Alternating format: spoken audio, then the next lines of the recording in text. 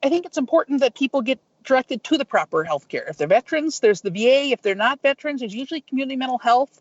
We need to look after each other and take care of each other and help our loved ones get pointed in the right direction towards some healing and recovery.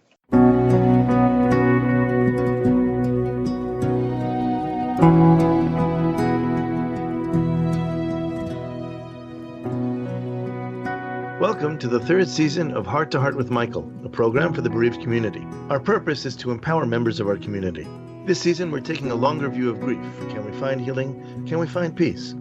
Today's show is talking about grief in the armed forces. But before we get into today's program, I just want to take a minute to thank some patrons who have chosen to support Hearts Unite the Globe, a nonprofit organization responsible for producing Heart to Heart with Michael and other fine programming. Today, I'd like to give a shout out to Brenda Vignaroli, Frank and Joey Jaworski, Vicki Lucas, and Nancy Jensen. Thank you for supporting our network. In this program today, we're going to be talking about grief and war. When I was growing up in New York, most of the country was fired up about the Vietnam War, in part because there was a draft, and most young men knew they might have to face a harsh reality. Today, in the United States, about 1% of the population is under arms. And this being the case, America's longest war has left the vast majority of its citizens more or less unaffected by the losses of war. So I think we need to first take a moment to show our gratitude for those who are willing to do the heavy lifting in war, and secondly, to realize that multiple tours of duty can take their toll on soldiers. And it is in that light that we hold our discussion here today. Here with us now is our guest, Dr. Sandra Schatz. Sandra Schatz is a clinical psychologist who works with soldiers at Fort Hood Army Base in Texas. Her days are spent conducting psychological testing, individual therapy, and group therapy for problems ranging from post-traumatic stress disorder to adjusting from being away from home for the first time. Sandra's mother passed away in June 2019.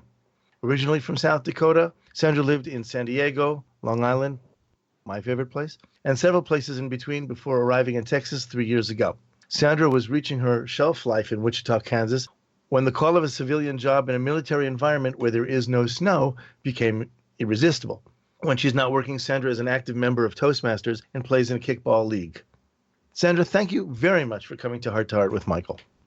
Thank you, Michael. So let's start by you telling us about your mother. My mother passed away this summer on the occasion of her 81st birthday. She was the oldest of 10 brothers and sisters, so she was no stranger to hard work. My mother always wanted to go to college, but this was in the 1950s, and back then the idea was that women didn't need college because they were just going to be housewives. So the idea of her daughter getting an education was very important to my mother. In fact, she always said that when I go to college, she would take college classes. It turned out that by the time I went off to college, she and my dad's business was doing so well, she didn't have time. But she was always very proud of my education. One of my proudest moments was in Wichita, shortly after I graduated and started my first job. My mom was with me and we were walking through the mall. A coworker walked by and said, "Good afternoon, Dr. Schatz." And my mom just froze. And she turned to me and she said, "What did they say?" She called me Dr. Schatz. That's what they call me at work. And my mom was just in awe that somebody would speak to me that way. And from there on, whenever I would call, she would answer the phone, "Good evening, Dr. Schatz." You know, in Jewish families, it's my son, the doctor, right? So same thing. Yes. So one thing my mother used to say to me, particularly when I was upset with my dad, was, "Men think different than women." And I use that in my work a lot. I have young married soldiers come in and there's some communication problems at home. So the wife wants to tell the husband what's going on because she wants to process out loud and vent. The husband wants to give the solution, so he jumps to the solution, but that's not what she wanted.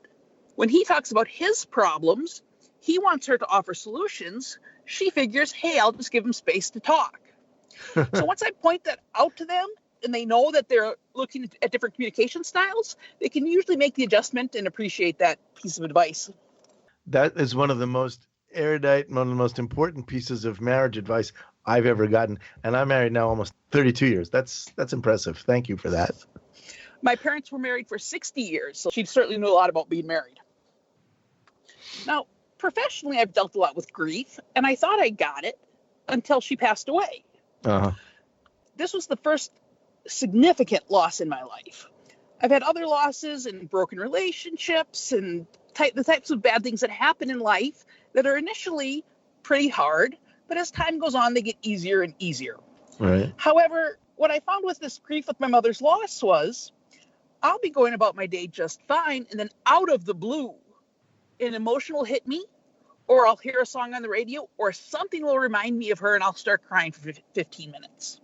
Right. As soon as I'm done crying, then I just go back to whatever I was doing. So it's almost like I've been imagining it as the bubbles in a soda can. They kind of randomly pop up whenever. Right. So that's a new experience for me.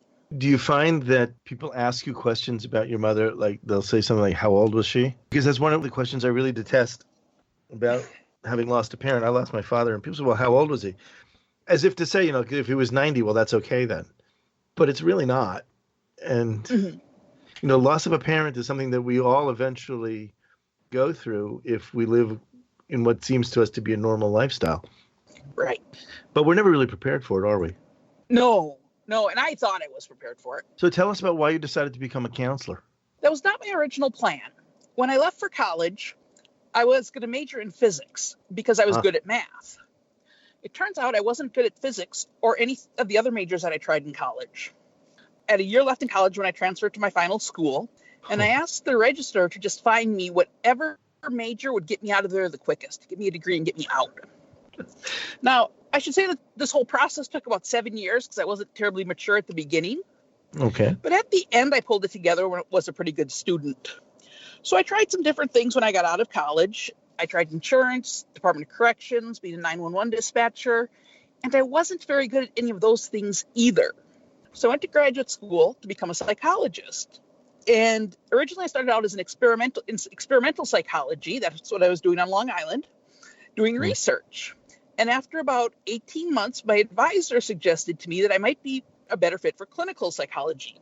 So I switched over to a clinical program. And on the first day of school, I'm standing outside the building thinking, I want to know what a psychologist knows, but I don't want to do what a psychologist does. And what's the difference? The difference is that psychologists know a whole lot of stuff, and I wanted to know a whole lot of stuff. Okay. I didn't necessarily want to sit and listen to people's problems. Oh, okay. Which is what I perceived the job as being, was just listening to people complain. It's funny. I've known a few psychologists, and none of them have ever said that. All of them have said it's the most fascinating job they've ever had. I'm getting there. That's part of my story. Okay. Sorry. Okay. So it ended up that the clinical psychology program was where I belonged. And once I started my practical experience and my internship and started my first job, I really did enjoy it. And I found it to be less about just listening to people whine and more about helping people come to terms with where they're at and problem solve moving forward. So I do find it to be a fascinating job, and I absolutely love it. So have you ever been in the military? Did you have any previous contact with the military to make you want to become a counselor in the military, or how did that work out? I have never been in the military. My dad was in the military in the early 50s before he met my mother.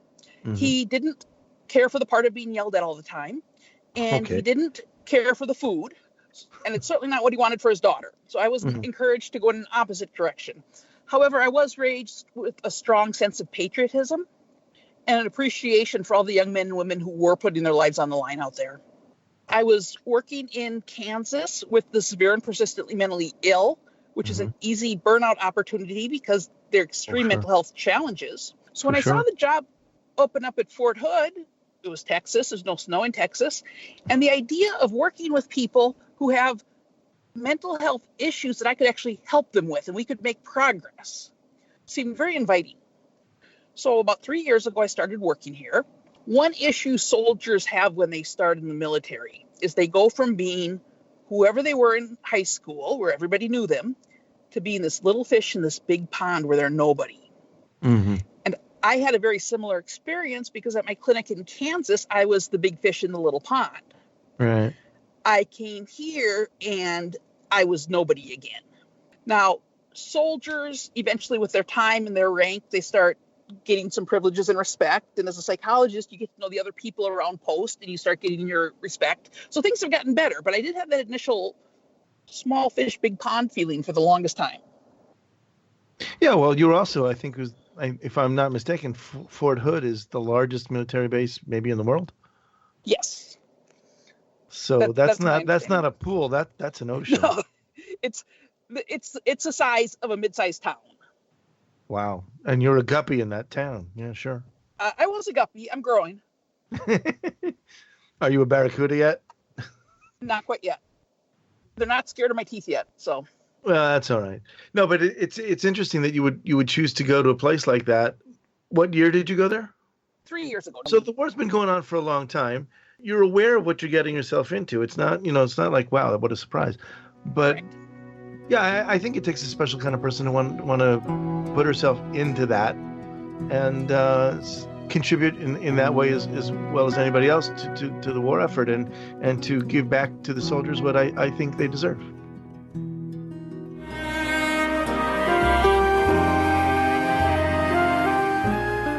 Home Tonight Forever by the Baby Blue Sound Collective. I think what I love so much about this CD is that some of the songs were inspired by the patients. Many listeners will understand many of the different songs and what they've been inspired by. Our new album will be available on iTunes, Amazon.com, Spotify. I love the fact that the proceeds from this CD are actually going to help those with congenital heart defects. Enjoy the music. Home Tonight Forever. Hi, my name is Jamie Alcroft, and I just published my new book, The Tin Man Diaries. It's an amazing story of my sudden change of heart as I went through a heart and liver transplant.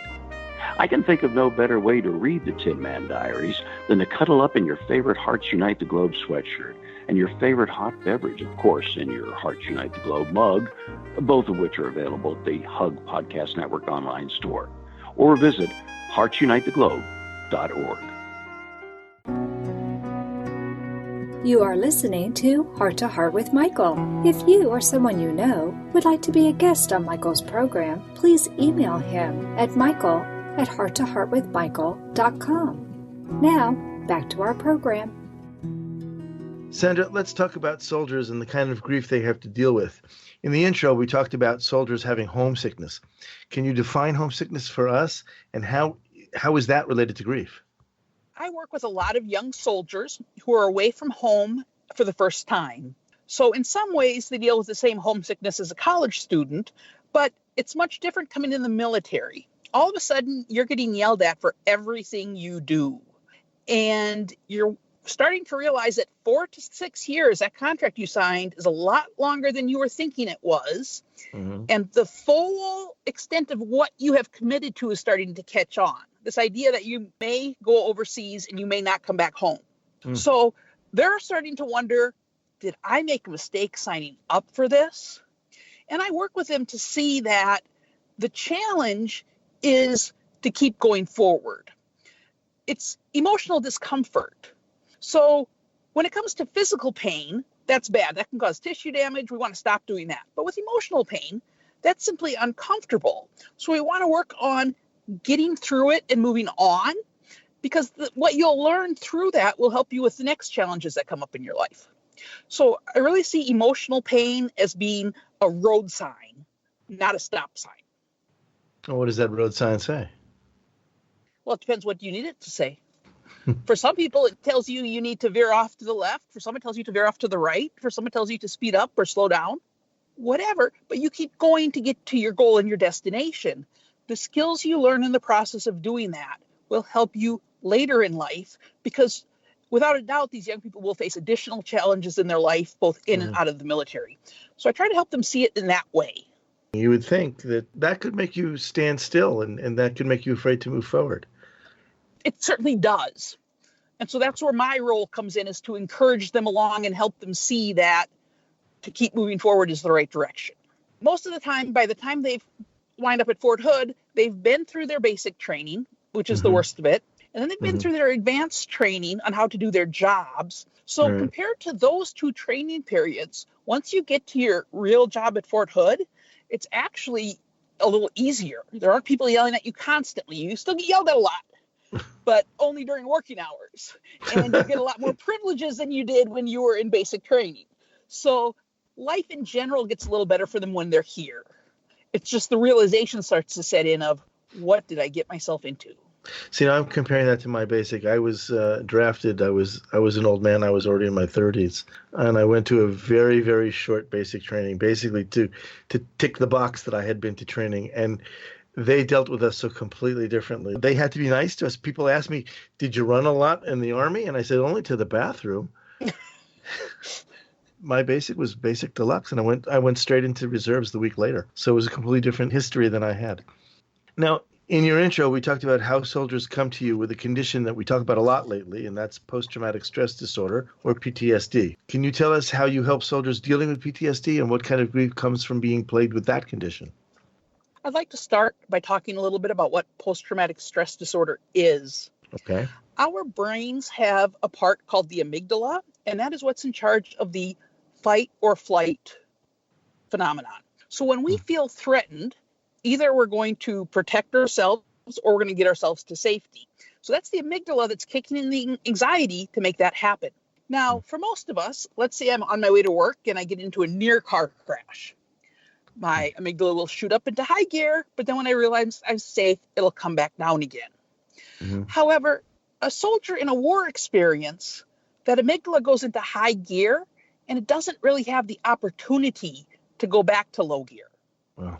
So let's say you and your buddy were out doing a mission and your buddy should get blown up. You don't get the luxury of stopping and mourning the loss. You have to keep going forward with the mission. When you're done with the mission, you might go back to the base. You might have a chance to talk to the chaplain or maybe a coworker, but tomorrow you better be ready to go full speed again as if it never happened. But it did happen. So you have to learn how to cage that up and control it, bottle it up, so that you can function. Now, the amygdala stays stuck in high gear, and you leave the war zone and you come back here to the United States. And your spouse is expecting the same person who left. Wow. But you come back and your amygdala is in high gear. How long can it stay in high gear like that? We're talking about the cases where it doesn't come back down. So you're home with your family, and yes, you and I would observe that they are safe, but they don't feel safe because the amygdala is still in high gear. So they're driving along the Highway 35 in Texas, and they see a McDonald's bag along the side of the road. Okay. Now, in a war zone, something as innocuous as a hamburger bag can be a roadside bomb. So it's really a matter of life and death that you avoid that. So here you are driving along in the SUV with the wife and the kids. You see that trash bag, you slam on the brakes, swerve your vehicle because you're trying to protect your family, and drive off. And your wife is thinking you're absolutely nuts. Oh, man. It totally makes sense from a PTSD perspective what you're doing. So yes, you think you're doing the right thing, and then you're shocked to learn that your spouse and kids think you're being stifling and overprotective, and you think you're just being realistic. I should also mention that in addition to the toll that deploying multiple times has on soldiers, it takes a real toll on the family as well. I would think that's one of the biggest sacrifices that goes unknown in wartime is the family that stays behind. The parent who stays behind has to become a single parent for a year, and that changes the dynamics of the family. And then all of a sudden you're back and you're a little different than you were before. Right. So there's lots of new challenges getting back to just adjusting. Sure. What's the percentage of PTSD in the military? Is this a lot of people? No. There's probably more now than there was 20 years ago, because those first 10 years in Iraq, there were a lot of really ugly things that happened at those times. And a lot of those soldiers were exposed to PTSD. Okay. But they learned to bottle it up, and they came back and they functioned keeping it bottled up. They're afraid to talk about it. First of all, they don't think anyone's going to understand. Second of all, they're afraid it could cost them their career if they do talk about it. If anybody sees, the Army has a very macho culture, so showing weakness is not allowed. Right, but you've got people who have a real serious affliction here. Absolutely. How does the Army deal with that duality that, don't talk about it, but these guys need help? If it starts to show, if you start getting irritable at work, start acting different, someone's going to pick up on it and send you to talk to me. I was 5 hours old when I had my first surgery. Wow. The only advice I can really give someone like that is to be there for your family. This is life, and you have two choices. You either live it or you sit in a corner and cry. I am Anna Jaworski and the host of Heart to Heart with Anna. Join us on Tuesdays at noon Eastern Time on Spreaker or Blog Talk Radio. We'll cover topics of importance for the congenital heart defect community. Remember, my friends, you are not alone. If you've enjoyed listening to this program, please visit our website, heartsunitetheglobe.org, and make a contribution. This program is a presentation of Hearts Unite the Globe and is part of the Hug Podcast Network.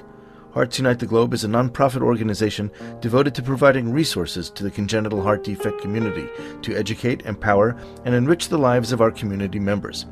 If you would like access to free resources pertaining to the CHD community, please visit our website at congenitalheartdefects.com for information about CHD, hospitals that treat CHD survivors, summer camps for CHD families, and much, much more.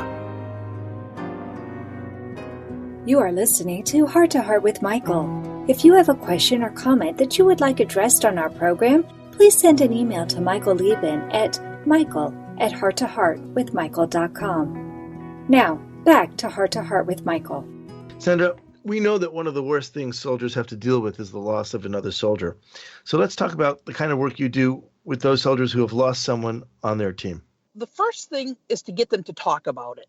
The second thing is to simply teach them some steps to help calm themselves down, some relaxation techniques. So as they start talking about it, they can be in control of their emotions. That's good. When a person dies, a lot of times the people around them will take on unnecessary blame. So if the soldier who dies had switched shifts with you and was working the shift you were supposed to work, there's a lot of self-blame that's not appropriate. So helping soldiers sort out which of their thoughts about what happened are accurate and which ones aren't accurate, and helping them see the picture clearly. That's one important thing that I do. The other important thing I do is I convince them that their wives are not crazy for the way their wives are acting towards them. Right. As we said, the wife might not understand. And there's a lot of things that go on in war that the people back here don't understand, and soldiers don't want to talk about that. They also don't like the label of PTSD. Really? Many of my soldiers have had either fathers or uncles who are in Vietnam, and they know that the condition that they were under was still, as horrible as it was still so much better than the situation in Vietnam. And they feel that if they take on the label of PTSD, they're actually dishonoring the PTSD veterans of Vietnam. So part of it is helping them see that it's not a contest. Right, sure. Them having PTSD and the Vietnam soldiers having PTSD, that can coexist. So I'm helping them come to terms with the situation that happened. I'm helping them learn to deal with their emotions, to normalize their situation. One thing we like to say about post-traumatic stress disorder is that it is the normal reaction to an abnormal situation. Perfect. So it's not the way that the soldier feels that's the problem. The problem is what they went through. Both in and out of war, there are situations that happen in life that just should not happen. And when they do, there are some expected outcomes. The anxiety, the sleeplessness, the nightmares. These things happen. It's a collection of symptoms. And those symptoms are normal for anybody who has been in your situation, in that soldier situation.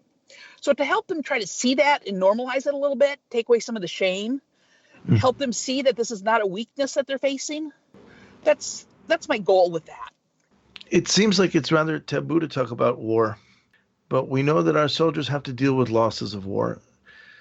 Do you ever help soldiers who've retired or now maybe dealing with memories of loss that perhaps they hadn't really fully processed before? And I ask you this because we had recently a guest who she herself is a therapist and lost her brother in Israel's War of Independence over 70 years ago. And she said, whenever you face a new challenge, you have to go back and reprocess old challenges that you had before. So let's talk about people who've retired and maybe now they're okay, but maybe not quite so okay as we think.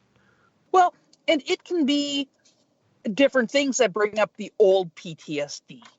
I had a soldier recently who had a serious health crisis of his own. Prior to that, he was able to deal with his war memories adequately on his own. But then he had this terrible life-threatening condition, which almost cost him his career. Fortunately, it was reversible and he was able to make a full recovery. But the trauma of that brought up all of the nightmares from the past. And suddenly the stuff from the past became too much for him to handle on his own. And he had to reach out for help. So we do see that new trauma brings up the old trauma.